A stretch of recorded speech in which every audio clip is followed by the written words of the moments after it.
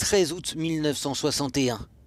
Il y a 60 ans jour pour jour, les habitants de Berlin se réveillent avec un mur dans leur vie. Un mur scindant une ville en deux qui va les empêcher de passer d'est en ouest. Hartmut Richter a 13 ans lorsque ce mur est érigé. Personne n'aurait pu imaginer à l'époque que ce mur resterait debout pendant 28 ans. Hartmut vit alors dans l'Est occupé par les Soviétiques. Du jour au lendemain, il ne peut plus rendre visite à ses parents ou amis dans l'ouest de la ville. À l'époque, il est un communiste convaincu, mais le mur de Berlin a bousculé les choses dans sa tête.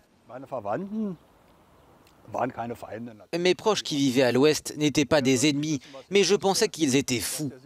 Pour moi, ils passaient à côté de la victoire du socialisme, ce qui était mon opinion d'enfant, jusqu'au 13 août 1961.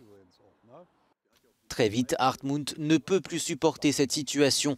En 1966, il s'échappe vers l'ouest en traversant un canal à la nage.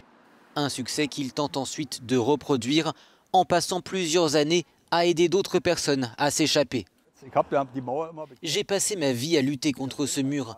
Par la suite, quand j'ai eu accès à des documents de la Stasi me concernant, j'ai découvert qu'ils voulaient même me faire tuer quand j'étais à l'ouest.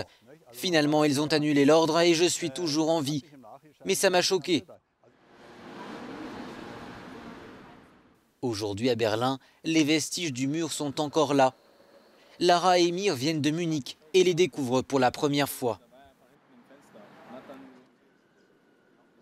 Je pense que c'est bien qu'un petit morceau du mur soit encore debout pour qu'il ne soit pas oublié. Il ne reste qu'un petit morceau, mais à l'époque, il y avait aussi des soldats armés et des barbelés. Cela devait être bien pire, alors qu'aujourd'hui, cela ressemble surtout à un simple parc.